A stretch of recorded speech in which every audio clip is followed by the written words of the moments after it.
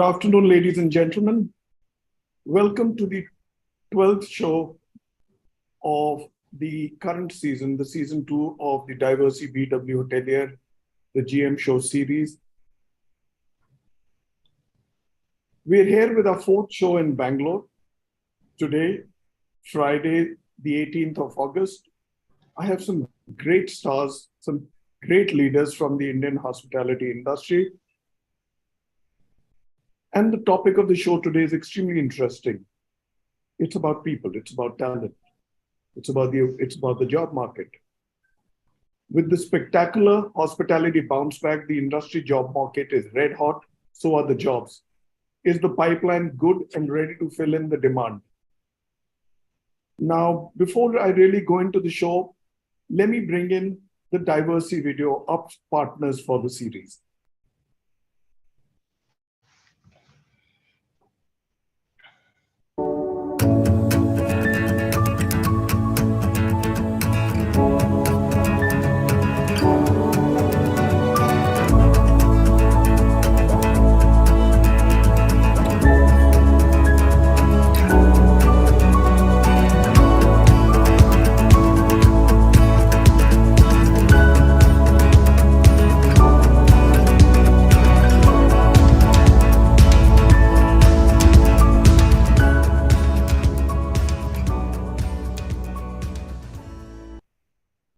Thank you, Diversey. Your story began over a century ago in Chicago. You've since then expanded to over 100 countries and 80 of them physically. And you've created innovative cleaning solutions, products that meet the needs of various industry sectors, including hospitality. Thank you, Diversey. We do the show virtually because it helps us reach all general managers across the country without having to pull them out physically. And we discuss some very important topics and issues, both current and futuristic, and very relevant. Like I've always maintained and told everybody, the show format is regional, where we cover the North, West, South, and East. Next week, we are in the East, we are in Kolkata. And then we head to the Northeast and Central before we come back to the Northwest and South. With 2 shows a week, every Thursday and Friday from 4 p.m. to 5 p.m. May I request you all to block your schedule, your calendar, and watch out the show because this is online on weBBlast.com and across our social media platforms. Be there, follow us, encourage us to bring to you more such gems. And let me tell you, we are not stopping at this. We are going far ahead of the GM series. At BW Hotelier, like I've always maintained, the sun never sets. We do what the others least expect us to do. But what we do is relevant, very classy, and very meaningful. For those of you who missed watching the show, don't worry, don't stress. The recordings are available on weBBlast.com and our social media platforms. Permit me now to bring to the show the stars on the show. First in is my dear friend who's just moved into Bangalore from Kolkata, Sandeep Johri. Sandeep Johri is the area manager for the Southern, is the general manager Novotel and Ibis Bangalore Outer Ring Road. Welcome to the show, Sandeep. Thank you. Thank you. Next in is my good friend on the Outer Ring Road in Bangalore, Manish Garg. He's the general manager for the Hilton and the Hilton Garden Inn, which is in the Embassy Manyata Tech Park. Amazing assets, very visible from the main road, and they shine. Welcome to the show, Manish. Thank you. Next in is the boy from the end of MG Road. Comes in from Moga, Varun Mohan. He's the general manager of the Hyatt-centric MG Road in Bangalore. Welcome to the show, Varun. Thank you. It's my pleasure. Pleasure's ours. Next in is Virender Rajdan, Chandigarh boy in Bangalore. He's the general manager of the Leela Bhartiya City. Welcome to the show, Virender. Thank you. My honor to be here. Pleasure. Last but not the least, Sachin Maheshwari. Sachin Maheshwari is the general manager for the Grand Mercure at the Gopalan Mall in Bangalore. Welcome to the show, Sachin. Thank you, Bhuvnesh. Thank you for inviting. Thank you. Such a pleasure, sir. Thank you all for being here, for gracing our show. Before I roll out with the first question, I shall take a small break and pay our regards and commiserations to Vincent Lobo. As the show begins, Vincent is being laid to rest. Adios, Vincent. Rest in peace, my brother. You've given us a lot. You've given us joy. Rest well in heaven. You've left us with gorgeous memories to last all our lives. Thank you for all the time and the joy that you brought to us all, Vincent. We shall miss you, but the heavens are richer today. God bless you, brother. See you, Vincent, on the other side someday. All right, the show must go on. Let's move on. Let's begin with the first question to you, Sandeep. May I, if you... All right. All right, Sandeep, higher ARRs and 100 occupancy is every general manager's dream, right? You'll give your right arm for it. But is it good, as it will push away a few to cheaper options like homestays, unbranded products, or perhaps even skip a destination? Remember, you have to answer this within the context of people. How do you manage it? Bhuvi, first of all, since I'm the first speaker, thank you so much for organizing this. It is such a pleasure to be on your platform. I've been here before and I'd missed it for a couple of years, but I'm glad that you started this again. And a lot of general managers that we see here, we have not physically met in the same city, staying in the same city. Manish and Virender, we have not met actually in the same city. So thank you for this opportunity and creating this platform. So I thought I'll start with acknowledging that. Nice of you. All right. So on your question, of course, high ADRs and 100% is every GM's dream. But I mean, all of us also know that 100% is not 100% every day. So we do 100%. Some of the days you have valleys. I will come to the context of manpower that we spoke about a little bit after we speak business, because you speak about shifting business. Possibly it could be true when we talk about leisure destinations. For a business city like Bangalore, I don't think that is an option of shifting business because of ADR. I mean, I do not think that hotels command that position today, wherein the setups or the startups would say that no, this city has expensive hotels and let's not put up shop there. So we I don't think will be affected or are affected by that. Having said that, it creates a lot of expectations when we talk about 100% occupancy, when we talk about higher ADR.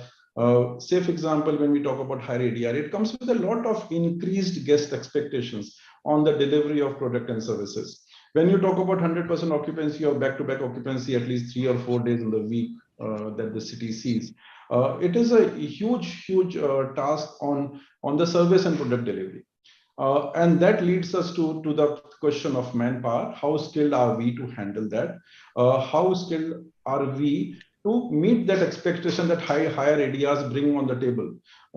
And that is the most serious question. And I'm glad that you're having an entire discussion of an hour on this, which I think it's no brainer that industry today is facing this challenge all over.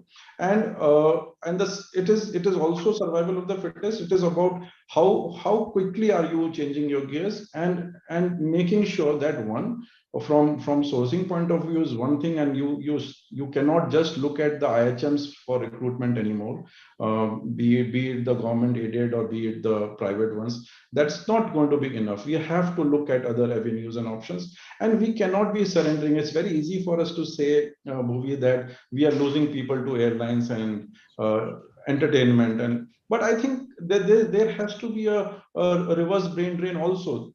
There is a huge opportunity for us to get people from that sector or get them back. It all depends on how conscious are we to this, how serious are we to this reality that manpower is a challenge not only to recruit. We have to be an attractive recruitment center. So your work-life balance, extremely important. Your weeks of, I mean, today, even if you do not do the roster in advance so that the people can plan their offs, that becomes a deterrent for people to come and work with you. And I mean, before I close, I also would want to say that, you know, we have been talking about, hoteliers. Word of mouth is the best way of getting guests. Absolutely. But I think word of mouth is also the best way of getting people.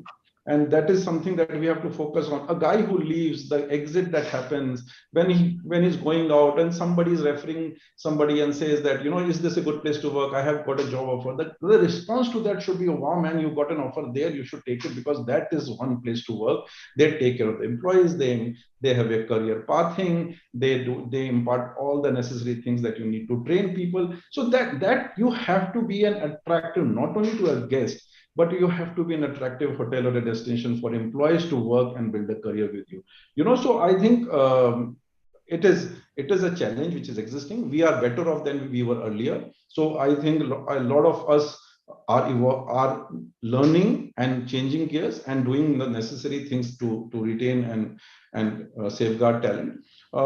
And better times to come. I mean, hotel industry is rocking.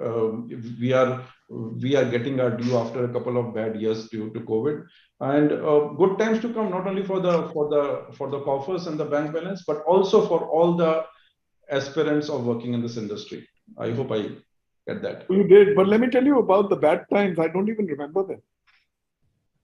You know, I mean, that's bygone era. Where we are today is brilliant. You know, touch wood wherever wood is. Who would have thought we'd come back the way we have, and thank God for it. We're in a fairly good zone now. So now is the time to build and build to last. Yeah. So thanks, Sandeep, for your inputs. Manish, if I may come to you. You know, taking on from my observation here, walk back 2 years and tell me hand on heart, weren't you worried about the industry? And now seeing the hockey stick effect, the recovery, what are your views? And now we need people, right?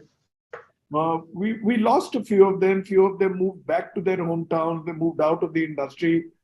But now with the growth, with the robust growth, and riding the India story, we have a great opportunity. Thank you, Bhuvi. Yes, 2 years back, you know, when I read this question, 2 years back, I was sitting in this complex, just joined this complex to open this 619 key hotel. And I was in the pre-opening stage at that stage. Was I nervous? Well, we are just coming out of COVID. We are going to open this complex. Yes, there were some apprehensions, but time has proved that my apprehensions were incorrect.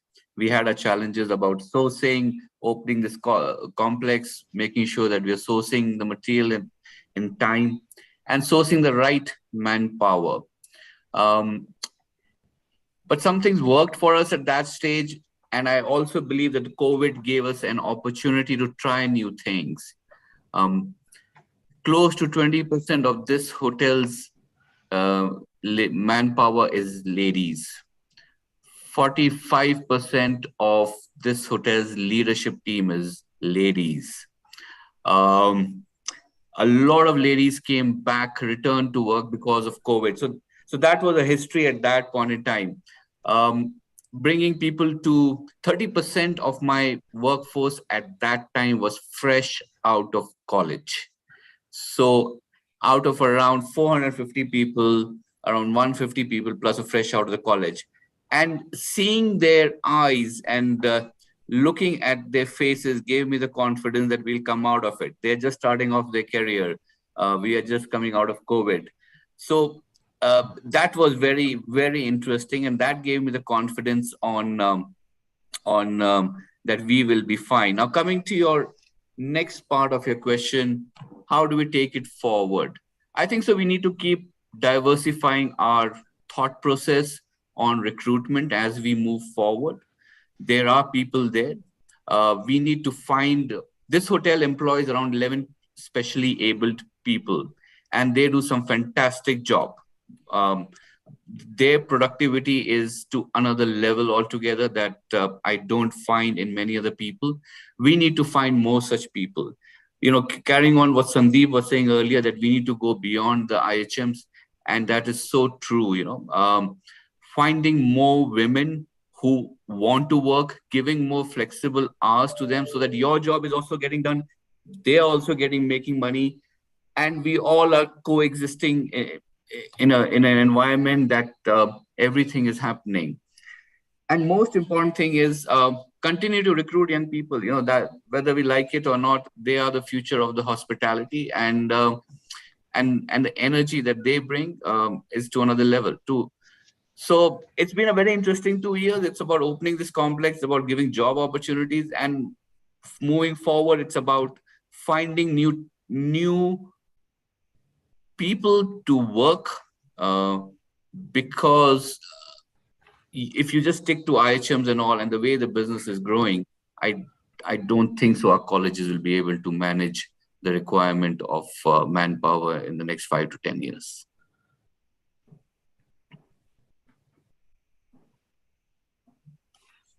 You know,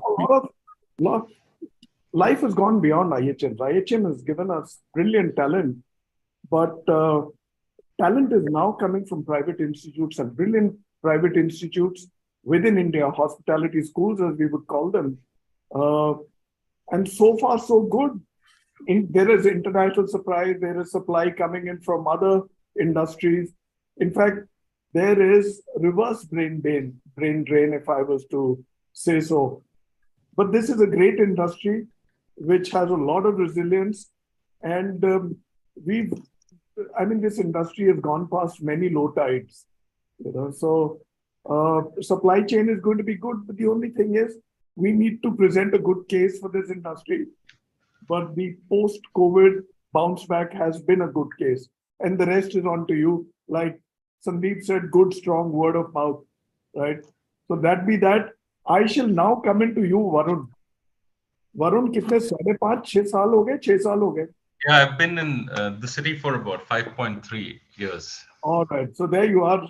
So tell me, you know, this industry is hot and happening, like we just did discuss, and the Indian hospitality industry has a few challenges. Talent pipeline, like we've said, is one of them, right? And slightly worrying, not very worrying for me, because I think once the industry is on high and people need jobs, they need to find their natural flair and come in. Tell me, not everyone across hospitality schools is coming to hotels, right? Some have headed to airlines, few to facilities management. What are your views, thinking, and advice? So thank you for providing me this opportunity. You know, when we discussed about the topic, what came to my mind was, let me do some analogies and some retrospection and some kind of groundwork to give it a perspective. Now, most of the hotel chains currently are working on employee retention strategies post the COVID period, because that's been a key problem for all of us. And individually, we are doing a lot of work together to bring in, a lot of talent to our existing hotels. What we really want is a push from an industry perspective. So the hotel industry should come together and firstly instill the confidence that was maybe lost during the pandemic years as an industry, of it being a good career option for youngsters and the student council body. And that can only be done if all the companies come together to first instill that confidence, go back to institutions wherever the talent may be, and start telling them about how different the working cultures are becoming and how apt is it for the current generation to join hotels. When we talk about hotels and working in hotels, we have a very primitive approach to how hotels exist and how they function. But unexpectedly, over the last 3-4 years, the new age hotels, the way hotels have opened, the entire service design has been changing. So there are a couple of things, and a couple of my opinions are resonating with the fact that we firstly need to acknowledge what went wrong during the COVID. And we need to spread awareness as to how the work cultures of our current hotels are changing. We don't have to compete with each other as hotels first. We need to compete now with other industries that are also sampling into the pie of the same talent pipeline from maybe MBA colleges or hotel management schools. So I went and did some research work just to let you know that we've got a very, very impressive CAGR from a global hotel industry perspective, and that's being forecasted at a 8.9%. Okay, when we talk about retail, the CAGR forecasting is at 4.4. Airport operations is at 6.5, and then the industry start to take over our CAGR, which is real estate, cruise line market, which is almost at 11.5. We have the airline industry, which is planning to expand at a rate never seen before at 25.5%. And then we have software industry as well, which is going to be expanding at an 18.7 CAGR. So when we are talking about compound annual growth rates of over and above our industry standards, we need to understand where is this staff or the talent coming in from.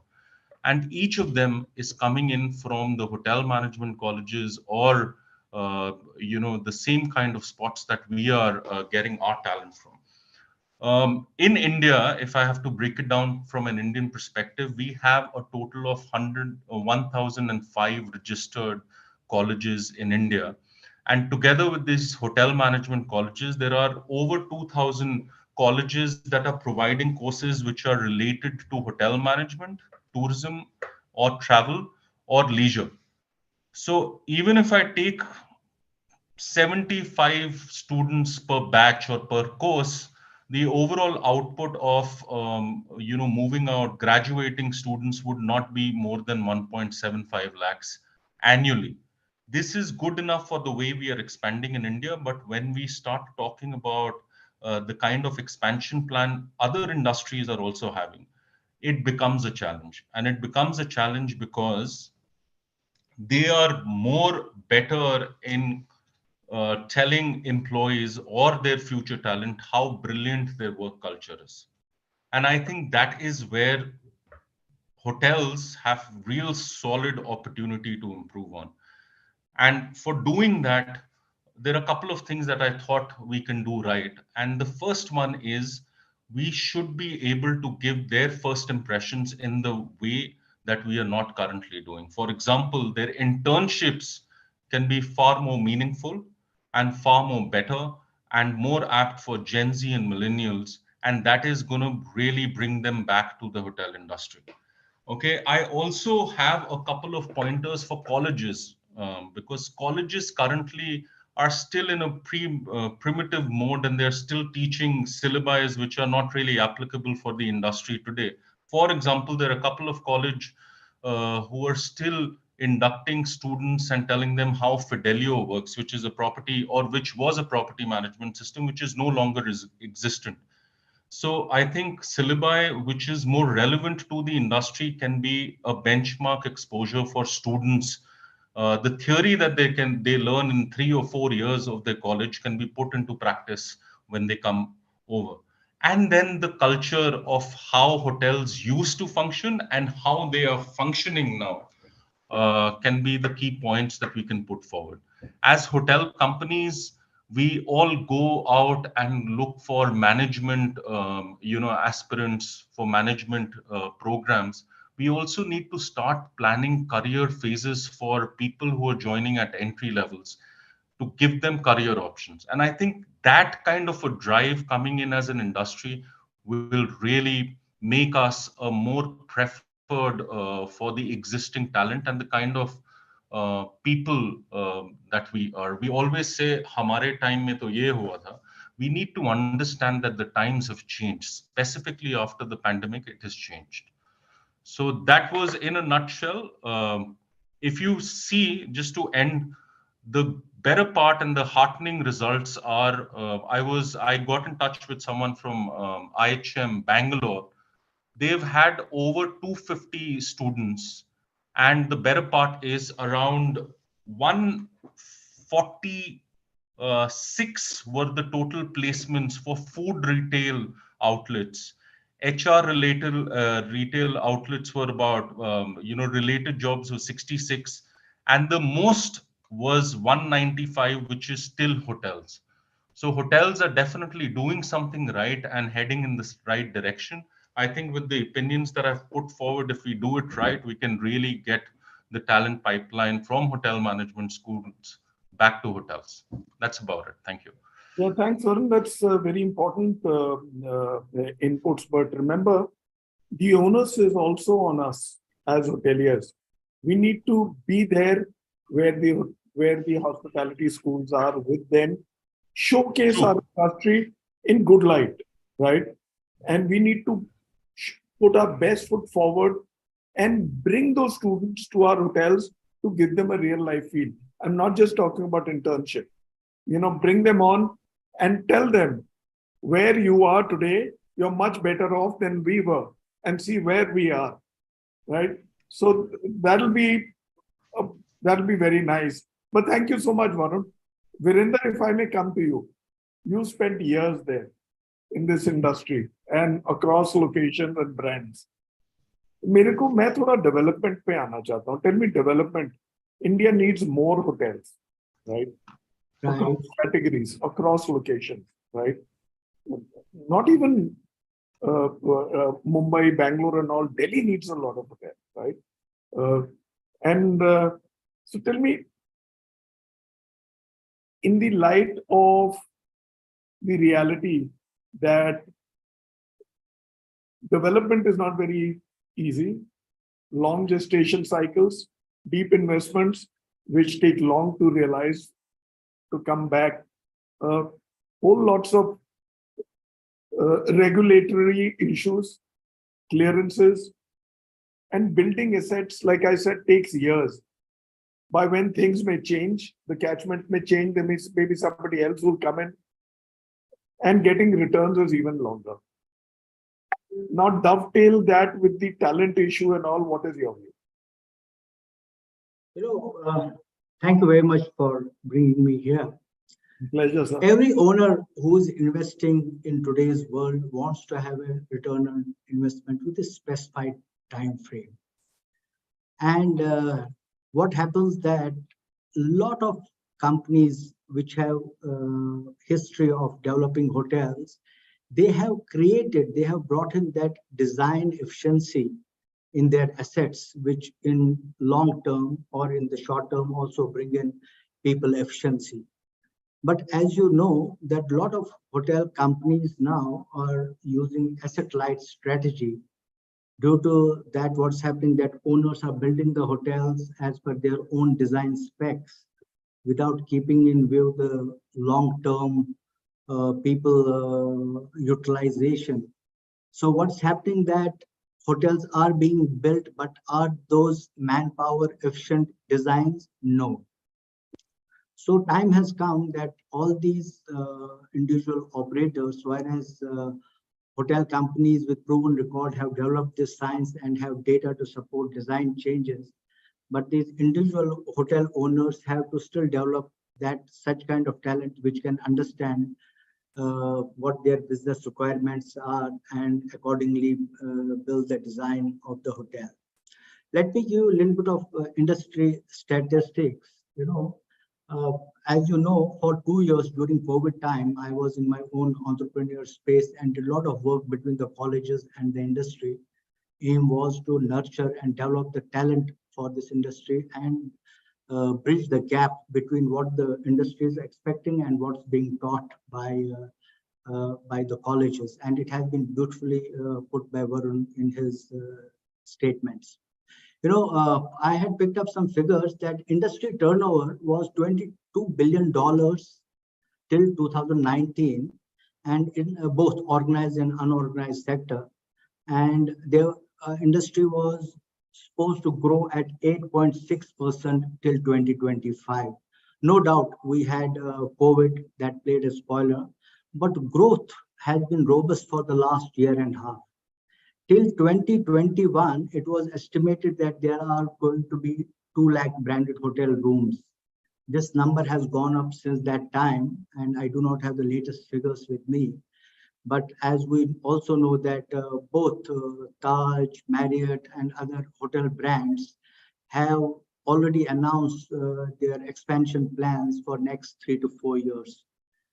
Definitely with these kind of numbers, there is pressure on operator to deliver results. And these results can be delivered only by the trained manpower, and issue lies there.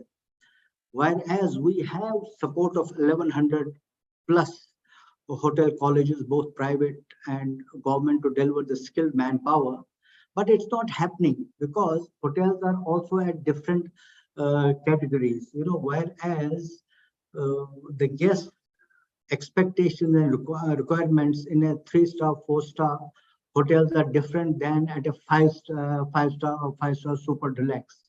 So that is where the pressure is coming to an operator, that no doubt there are people, but there are not people delivering at that price point. And there was an HVS study which was done in 21-22, where they found that 53% of the people do not want to come back to hotels. I had personally interacted with a lot of these hotel management graduates who are in 3rd year, because I was doing a program where we were training them for management training programs. Almost 80% of those students want to go to retail, want to go to airline, want to go to hospitals, or for that matter, asset management, but do not want to come to the core hoteliering. That's where the challenge lies. And what they also saw, HVS has seen that 53% do not want to come back to the industry, 24% want to pursue higher education, and that way we are left with only 23% who want to work in the hotels and make their career as core hoteliers. Now, industry and government have to work together, because there is going to be humongous need of manpower, in the skilled manpower in the coming years. We will have to enhance vocational training. The government can collaborate with hotel management institutions and vocational training centers to develop the specialized courses which will focus on hotel operations. It's happening at this point of time. There are quite a few vocational centers which are operational, but they are making more of those entrepreneurs who can make their own businesses than who can work in the specialized trade. And this vocational training will also take care of the individuals with the necessary skills, but more at the budget hotel level, not at the mid-luxury or luxury segment. Second is also to promote skill development programs. I remember when I joined this industry, that point of time, we used to have that apprenticeship program that somehow we have But lost. my view is also this, Virender. Yeah. The lesser we depend upon the government, Yes, the better we will be.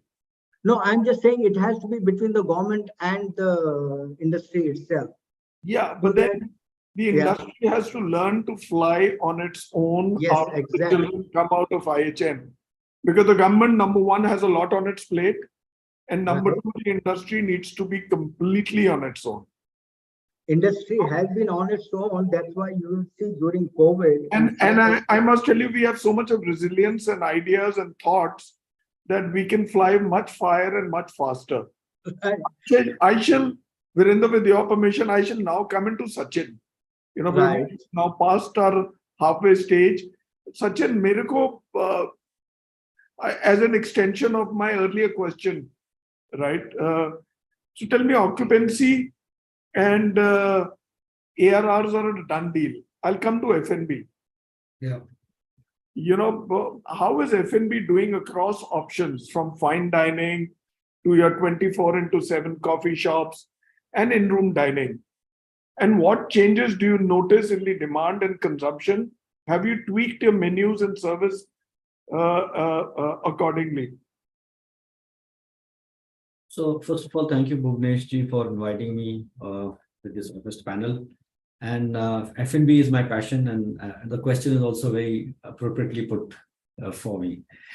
So let me just, while everybody spoke about certain numbers, nobody picked on the F&B numbers, and I'm just going to put across some F&B numbers for you. So what we are looking at is at a $41.1 billion industry as of 2022, which is just the food and beverage space.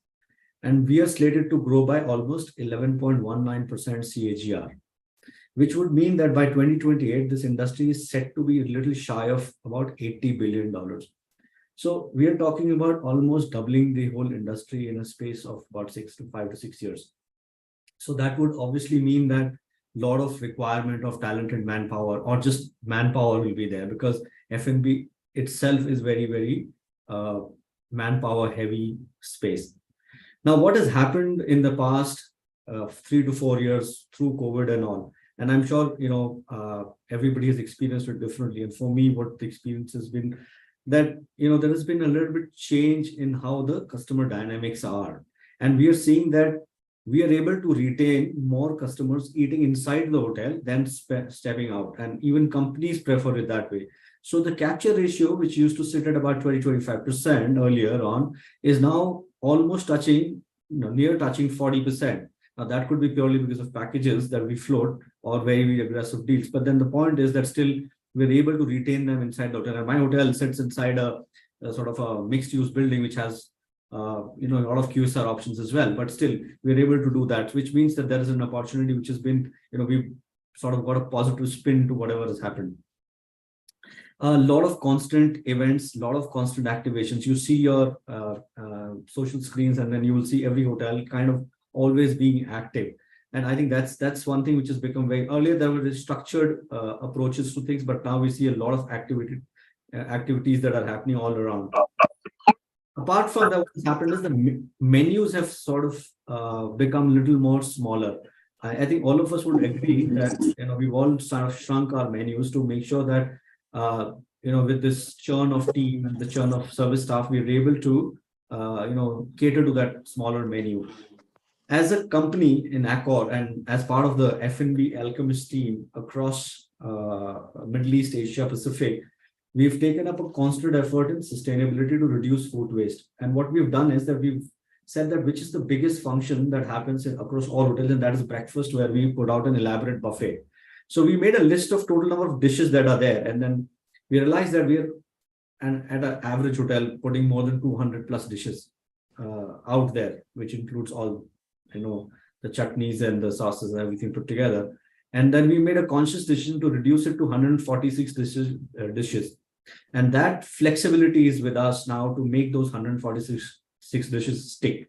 And this is already piloted in Dubai, and the hotels have seen really, really positive results on how we can reduce food waste and shrink our buffet and not have as much to cook in the morning, because again, we're looking at people making that dish. A lot of flexibility in hours. Again, from a digital standpoint, a lot of things have happened where scan codes, digital footprint have been improved. You don't need direct interaction for order taking. So the skill required to take an order, which was earlier very, very high, has been sort of made a little bit you offset or mitigate that issue by putting in digital scan codes where the menu itself is quite visual in nature, and you can actually put up videos and all how things are being prepared. So those things have helped F&B, not just in hotels, but in standalones or across the board, if you see. We've seen that, fine dining is starting to come back into play. And, this is during my recent visits across various cities. You see that, some of the great fine dining places are starting to edge in again, and probably this culture will again set back in. But while fine dining is setting in, we are seeing menu fluidity, which would mean that your not mono cuisine restaurants. Your specialty restaurants are not mono cuisine, and they are sort of piggybacking on 2 or 3 cuisines to support that. Because one, you need specialists to create a mono cuisine, plus you need a lot of stickiness from a customer standpoint to drive that business. Little activations in driving local food, and millet has been the food of the year, and it has been, and I've recently understood from some people staying in the hotel who are getting treated by just consuming millet for cancer. So I mean, millets has taken a big space in the local food business, and not just millets, but people are going for GI tagged food, making sure that they are buying within a 50-60 mile radius, so that it's more a lesser carbon footprint on that. Revenue management is set to take up a bigger space across India. All Accor hotels have recently started this whole restaurant revenue management practice, so that again our reliance on human intervention is sort of reducing, and we are more relying on technology to get our information, and we can make our changes in business, how we move forward. Trainings are becoming more crisp. We are not now training people for across paradigm of food and beverage. Like Sandeep just mentioned that, we're not looking at IHMs for filling our manpower gaps. There's a lot of casual labor that is involved in filling our manpower gap. And what we do is we do a very, very crisp, small training. Sometimes it is just like a very, very specific function. So if a guy is working in banqueting, we just assign a certain task, and that is what we impart that training, and that will take him from a certain place to a certain place. Probably that is what is helping us move forward, and probably this will, and if we can cross-functionalize this over time, we will probably get a little more learned manpower. Accor has begun a program for women into F&B. That is one area where we see very, very few women across the board. And there is a women mentorship program, and I'm one of the mentors in one of the women mentorship programs. I hope and wish we can drive more women into this. Though we have 25% women in the hotel, 25 to 30% in. That is low. That is low. Yeah, but in a hotel which is 25-30%, women in F&B is barely 4 to 5%. So that's something which we have to look at. If you really want to achieve in the hotel a higher percentage of women, which are about 40 to 50%. Actually, Accor has a goal of 50% women in leadership roles. But if you want to really drive it, you'll have to look at it in food and beverage space particularly. So that's one area where we've started a mentorship program, and we've made those norms of hotels more flexible. And the tagline goes is "Come as you are." So Bhuvnesh, that would mean that we are not saying you want to not keep a ponytail, or you want to have braided hair or something like that. Please, that you should have. And colored hair is also acceptable. I mean, earlier there was a time that no tattoo would be allowed, but now you're allowing these things to happen. Life has changed. Life has changed. So those flexibilities are there. Yesterday, we were having this conversation at one of the colleges that I was giving a lecture on to the new joinees, and the lot of conversation is around event management. And when I asked them what is event management, what is event, their whole concept is that every day is exciting. And then when I explained to them how my life is exciting every day, how I get to meet from Shah Rukh Khan to Amir Khan on a different day, their thought about hotels changed. And this is what my effort is, go to colleges and try and explain to them. Exactly. So we've got to tell them the good stories, yeah? Good stories. And the story is actually very good. Yeah. So let me now, I'll have to now, take a short commercial break. We're a little off time, so we've got to keep it shorter now. And so let's bring in the video, Salman. Let's bring in the Tasky Ultimax video.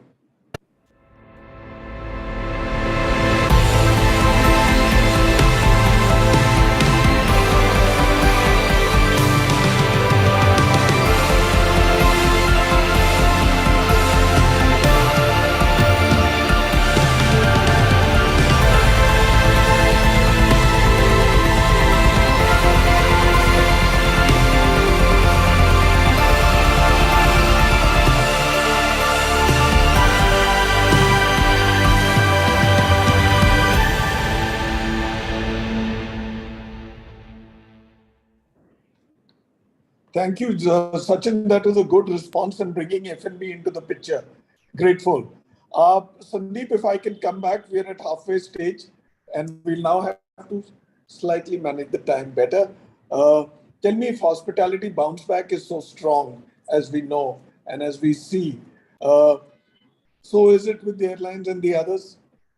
But on the flip side, unaffordable airfares can be that derailer which can throw some bit of our plans in doubt. You're on mute. You're on mute. I said, I'm getting a similar sort of question. I mean, the way that I answered the first one is sort of similar.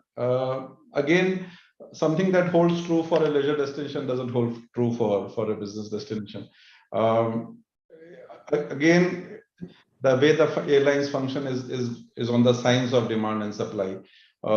And what we are seeing, say for example, in Bangalore, we have another terminus which is opened up, which is going to open up a lot more because make travel convenience. That's for one. Also, I mean, airlines always traditionally has been the oxygen to the body of the hotels industry.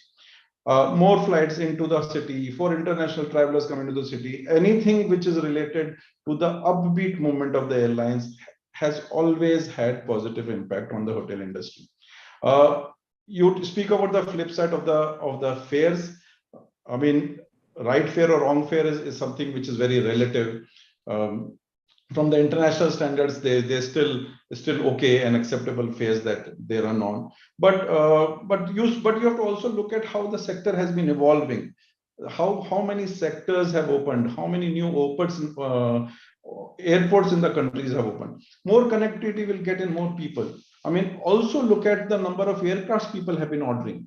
You know, so it is going to be. I mean, when Air India ordered 470 aircraft, we said, oh my goodness, 470, and then Indigo came up with 1330 number of aircrafts. Huge numbers. I mean, all these aircrafts are going to come in and they're going to fly within the country and outside. Yeah, but the window is long for delivery of those aircraft, right?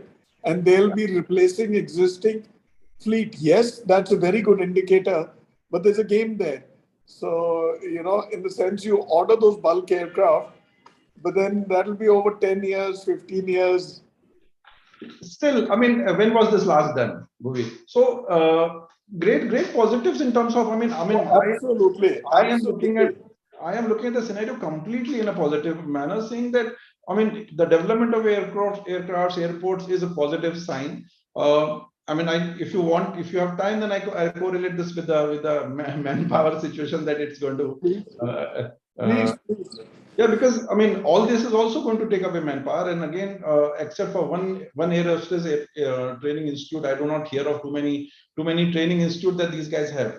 I mean, hotel industry still has IHMs and so many colleges, but what infrastructure do they have, or do the airline industry have to back the manpower, humongous manpower requirement that they have?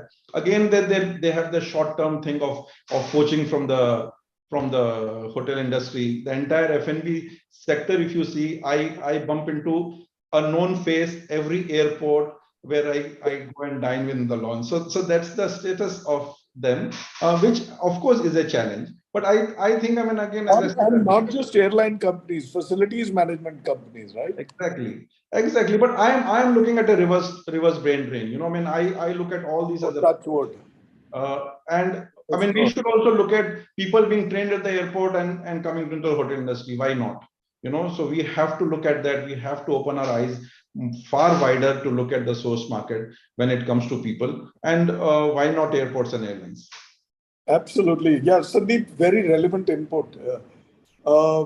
Reverse, the reverse flow of people who've left are coming back, and they should bring in others also.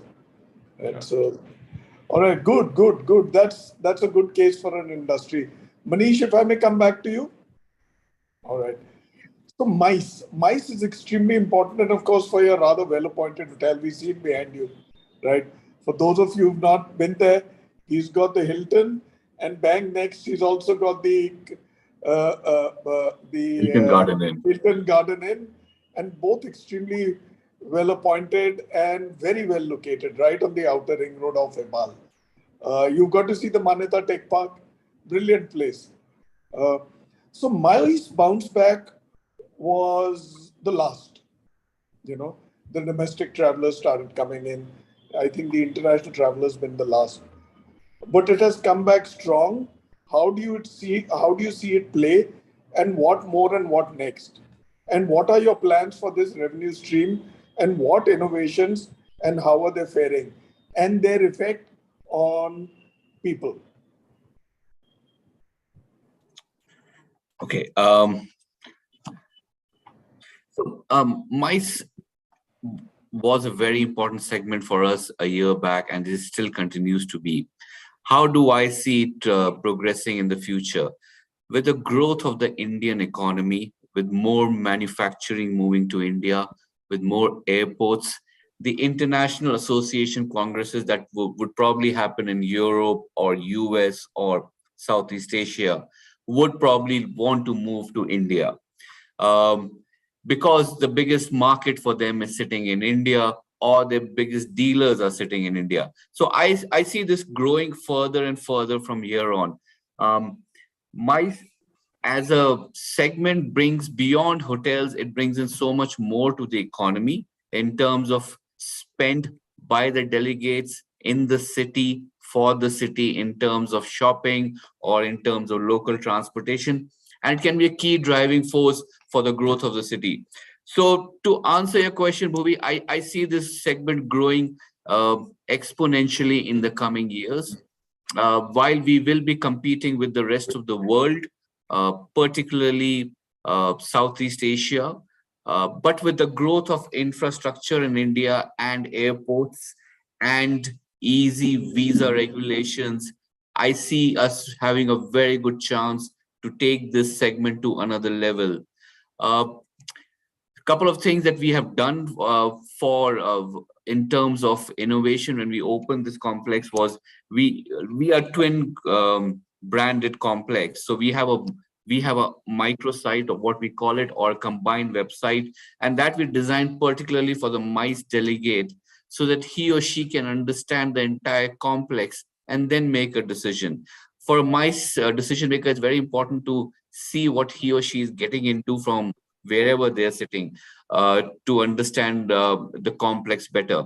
So microsite is a key thing. And one thing that I'm finding with a lot of MICE RFPs that are coming to us is their focus on sustainability. So what is every hotel doing from a sustainability piece to neutral the carbon footprint of the delegates who have traveled? Is becoming a key point. So as we hoteliers move forward, we need to think more creatively. We need to find better ways to advise the delegates what they can do and to reduce the carbon footprint. These will be the game changers for the future. Excellent. Yeah. MICE is a big one and pretty good. And it's a short business once it starts happening. Yeah, and it drives the economy. So. And drives it just drives the economy. Drives it's not just the hotel. It's all about commerce, not just commerce for yourself. It's commerce with what they do. So it's all touchwood, very positive, and we need it if we have to go past 8%, right? So yeah. So Varun, talking about 8%, we've spoken about MICE, we've spoken about F&B, we've done it all. But what about the big fat Indian wedding? So weddings, thank God for the big fat Indian weddings. And hotels must, thank them with both hands folded. And the parenting values. मतलब वो कुछ भी कर ले, मेरे को destination wedding चाहिए अगर शादी करनी है, राइट? और अच्छी शादी करनी है. हम लोग तो सिंपल शादियां कर लिए थे, बट अब नहीं है, अब वो बदल गया. So you host a lot of weddings. How has it gone from no weddings and none to small and a few to now the big large tamashas with parties, naach gana, peena, pilana, khana, shana. But could destination weddings be that dampener, that delayer? On the contrary, I think destination weddings open a lot of horizons for a lot of us, and specifically from a hotelier's point of view. Um, a good wedding month for any hotel, for any leisure MICE hotel, can be equivalent to 3 months top line revenues for a city hotel. And from that perspective, I think, from a revenue top line, it also opens doors for new development sites, which really brings in a lot of progression from a hotel standpoint of view, from a job perspective, from a career orientation. In fact, there are development and feasibility teams of various hotel companies which have been given an agenda to find such destinations wherein new MICE leisure hotels can come in. And I think that is very important because it's a big, huge revenue model. Just to throw in one little number that I came across was 3.7 lakh crores. And I was awestruck with it because that's how big the wedding industry in India is. And 3.75 lakh crores, if you start putting the number of zeros, if even a 1% of that comes to a hotel, I don't think anyone or the big fat Indian wedding would be a dampener for any of the general managers present here. For specifically MICE hotels that Manish or Sandeep or even to that extent Sachin are really holding on, I think this is a big segment. Saya dates are determining how well the yielding opportunity for a city may be. So revenue managers are not sitting only on citywide event dates. They are monitoring Saya dates as closely as probably a religious person who's writing these. And they are much more aware now from a Saya date perspective or for the various religious calendars. And that is the kind of importance that we are giving. But not Now, all of them are going by Saya these days, right? they are not all of them, but they are definitely key precursors of the occupancy forecasting that a city may be seen.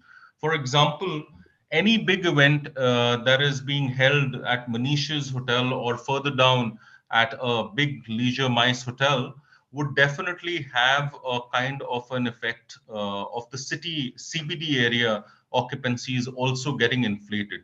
And I think that gives us an opportunity to yield better.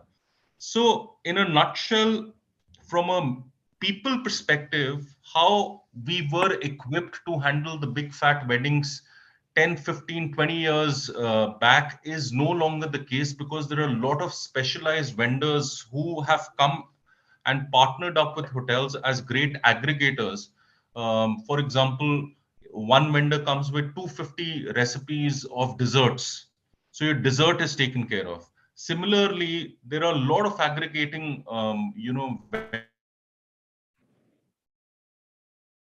We'll come back. This happens.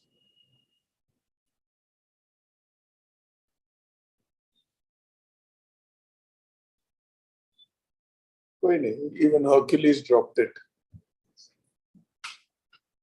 आ जाएगा बड़ा.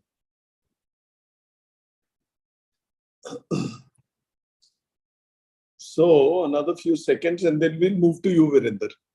Sure. I think how we are going to be taking care of that, or how well the manning cycles can be. I think it's given us a great exposure, and it will only, be relevant to say that the wedding seasons in India will always become bigger and better because it is also becoming more structured and organized. And the more it becomes structured and organized, the better would be the yielding results. So for a hotelier, it'll never die and it'll never be a dampener because weddings will definitely drive our top line scenarios in a very positive way.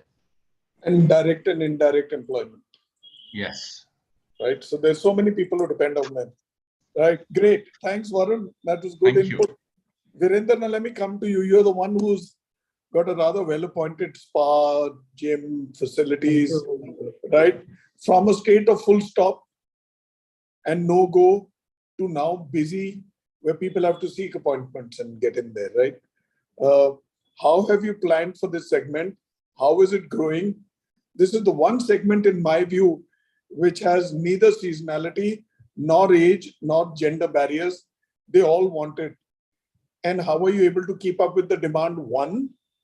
Two, getting talent to run a spa, manage a spa, is not very easy. You know, they come from all over the country, but they're specialists. Absolutely. First of all, are we able to keep up with the demand in a business hotel? Yes, because for the last few years, not few years, other 2 decades, the spa culture got incorporated in this country early 2000, when a few chains focused on spas only. And most of the hotels, I remember when I was at ITC Calcutta at Sonar, we used to always promote that hotel as a businessman's resort. Has this sentence got significance now 20 years down the line? Yes, especially for our long stay guests who are staying with us.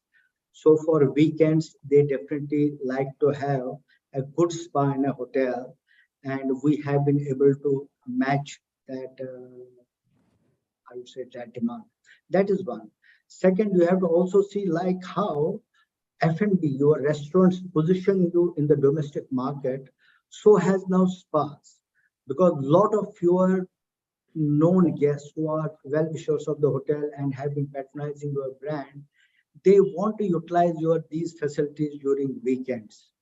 And what we have also seen that spa and wellness center at this point of time may be on overall revenue of the hotel, it may be just an olive on top of the salad, but it adds a lot of value to the hotel facilities.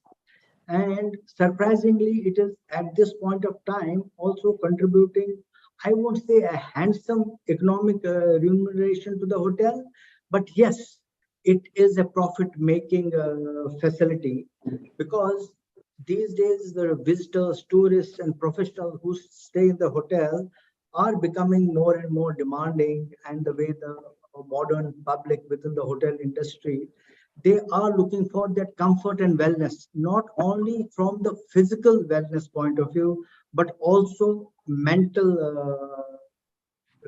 point. And it also is a decisive factor when a lot of your guests are choosing your hotel for weekends and public holidays. I do round about, I would say, 12 to 15% of my occupancy during weekends and public holidays are staycations. So that is only because of these good facilities. Should all hotels go for it?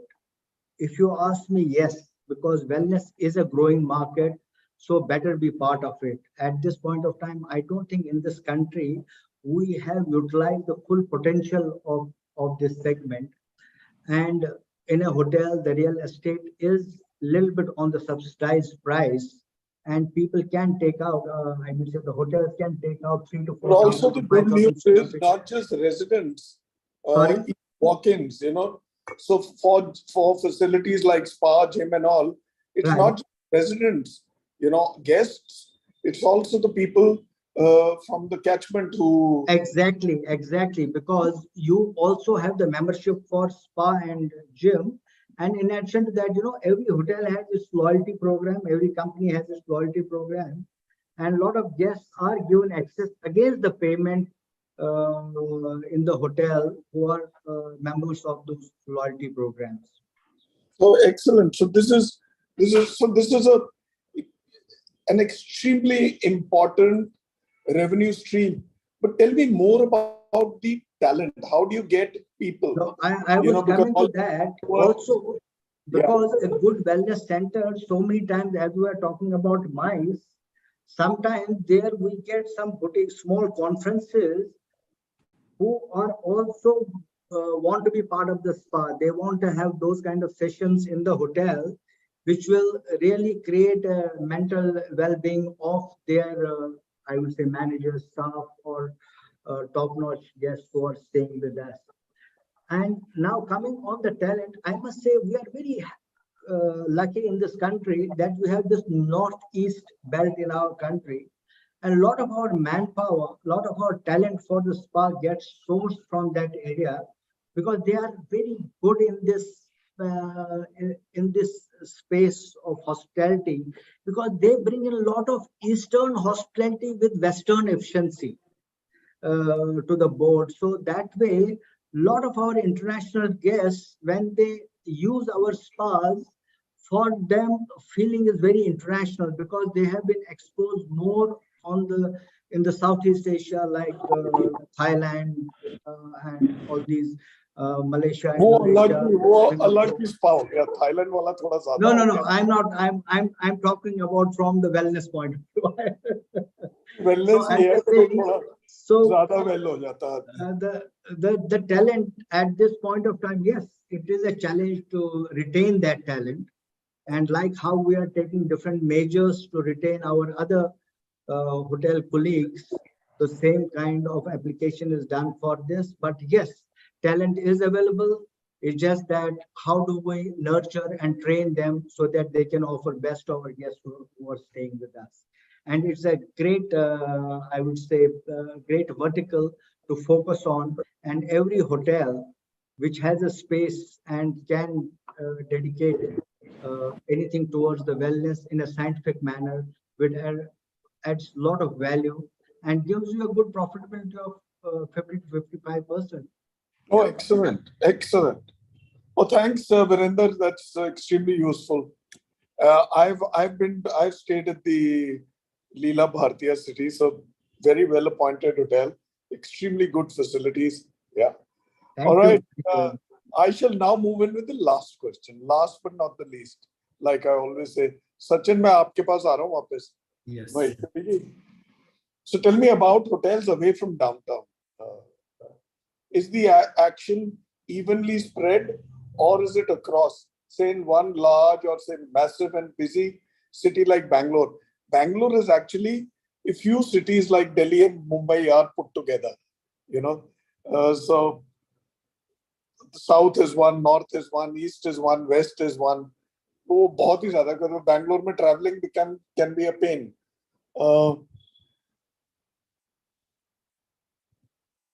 Let the spoil be for all. Your views and how have you planned to go about it? So just to cue on what earlier was said about hiring of people, I recently hired almost 7-8 people in the system, non-hotel or hired from airport. So oh really? Yeah, so I've taken. हरिमरार से लिए कहाँ से लिए आपने? मैंने बियाल से higher किया है. हरिमरार गालियाँ दे रहे होंगे आपको. ओ हमने भी बहुत दिए. अच्छा हाँ बोलिए. So there is a reverse hiring happening, and because I think everybody hits a threshold at some point, and then you will see will come back into the fold soon. So that's a positive sign. Now talking about traffic. Traffic is the reason why Bangalore is divided into micro market, not because of east, west, north, and south. And certain bottleneck streets are the ones which create a separate micro market. So, for example, beyond my hotel going towards outer ring road becomes one micro market just because there is a KR-Puram bottleneck which is sitting, and that, you know, I can count up to 7-8 micro markets. Probably anybody, Sandeep, could count up to 10. So Bangalore has innumerable micro markets depending on where you're located. Now, let me give you a perspective on why traffic makes it into micro market. On a global index, we are ranked, we means Bangalore is ranked at number 2, just after London on a traffic index, which means that on an average, a person is spending 266 hours on the road in the traffic, which would also mean that you're driving not more than 18 kilometers per hour. So any fancy car will actually be meaningless unless you're driving on Sundays. So that brings me to a perspective of how things will decongest over time. I think the metro network, which is being laid about 2026, we're looking at about 175 kilometers of metro rail, which is going to come into play, partially over the period of time. So room business, very, very limited movement you will see across spaces. People don't want to navigate through the city traffic. So the business is limited within that 5 to 7 kilometer radius where your hotel is located. So your catchment is that much. But from an F&B point of view, I would like to just say that people don't want to travel out to a longer or a far distance restaurant. They will only travel for 3 reasons. And that, as per me, one is it should be a legacy restaurant. Either you're traveling to an MTR, CTR, or some legacy Vidyarthi Bhavan restaurant to enjoy some favorite idli of yours. Or if the restaurant is new, so you want to experience the novelty of that restaurant, or the meal is free. Only then you will travel to those places. Otherwise, you will probably be in that zone of eating. So like that. How we design F&B is we try and keep the F&B very, very simple. So while we have certain unique elements into F&B, the menu by and large remains very, very commercial. There's a lot of emphasis on comfort food that we provide, so that people who are there staying with us over a long period of time or traveling regularly can get their comfort food. And Bangalore is a very cosmopolitan city in nature from a global standpoint as well. So your menus has to have a certain spread of dishes that is required. So your menu cannot isolate itself very, very minor approach. So, and how do you mitigate your weekends? Because weekend is generally a little low on occupancy for hotels which are located on the periphery or more towards the IT park areas, is by doing activities and events. And, like I hosted the Bangalore Poetry Festival, which drove in a lot of people into the hotel. So that's your mitigating policy, and every hotel is doing something on those lines to ensure that your weekends are getting covered better. On a talent side, I just would like to say that, I don't want to sound really biased. There are 2 sets of people that get hired. One is local who live and belong here, and the other set is coming from other parts of the country, primarily Northeast and East. And for people coming from outside the city, we are providing accommodation for 15 days and extendable. And then we help them get a house in a PG or whatever category they would like to go for. That's an advertisement and it's chargeable. Yes. And then for hiring, what we do for locals is that we try and hire people from very, very small radius. So we try and see that you're not coming across the city, so that, because we've seen in the past that we've hired some people from a little far off, and there has been a very high amount of attrition of the guys fatigued out very soon. So that's what we've done as a strategy, and we're seeing some results, but not to our expectation, but hopefully that should lead us to a better retention levels. So that's from my end on this piece. So very useful. And also with this, so my takeaway from this thing is F&B is at the center of your heart, right? Ghum phir ke you come to F&B. But yes. Having said that, this show's been extremely interesting. You see, Bangalore is it's a very interesting market. It gives you a lot of opportunities, right? Huge opportunities, right? But it has its challenges. And talent, like you just mentioned, is one of them. If you hire from too far, your attrition levels are going to be higher. So you've got to keep them around your hotel within 3 to 4 kilometers, and 3 to 4 kilometers is actually more than half an hour of travel, depending upon where you are. Yes. So the talent is difficult. Bangalore gives you a lot of opportunities if you are an outsider from the north, northeast, east, wherever you are from. I come very frequently to Bangalore, and you see the contribution of people who are coming from across the country. Having said that, hospitality is a great magnet for people, and to pick experience, it doesn't get better than Bangalore. The weather is conducive, the industry is hot and happening, and yes, a lot of opportunities. But thank you, gentlemen. It's been a great show. Sandeep has been with me on a show before, but my first time with Virender, Varun, Sachin and Manish, not the last time. This is just a beginning. We're coming back with more. Our next show, ladies and gentlemen, we move to the east, right? We've had 2 rounds in the north, 2 in the west, 2 in the south. Now we're going to the east with 2 shows. Then we'll move off to the northeast, central, do northwest, southeast again. We had planned to do 20 shows, but looks like we'll be doing a lot more. So watch out for us, support us, watch the shows, watch the recordings, and support all these general managers. Look, these guys are all bright stars. You know, see where they started from, where they are. If you want to be like them, you want to sit where they are in a few years from now, hospitality is the industry you should be in. These are bright guys. See how articulate they are. How well do they present their case? Imagine, now, like I always keep saying, a hotel can have between 100 to 1,000 employees. Where would you get the opportunity for running such large empires, right? You have so many streams within them, progress, and if you have any queries, you have any career doubts, reach out to these gurus, Manish Garg, Virender, Varun, Satish, and Sandeep. Thank you, gentlemen. Thank you for gracing our show. Thank you, Team BW, Ajit, Saurabh, Nilesh, Amit, Tanvi, my colleague, Salman, Prashant, Kartikeya, last but not the least, Shweta. Thank you all for making the GM series hot and happening.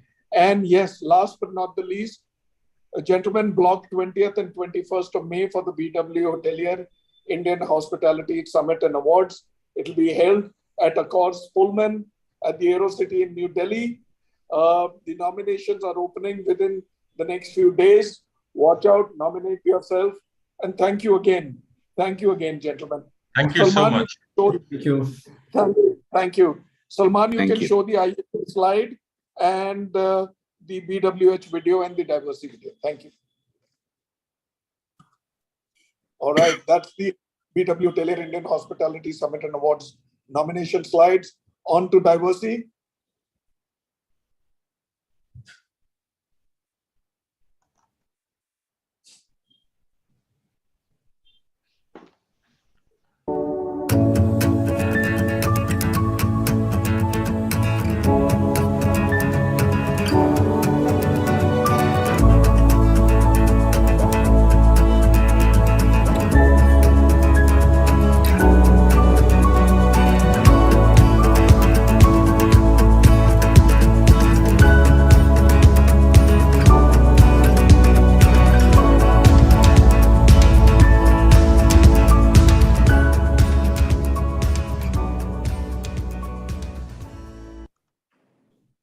Thank you.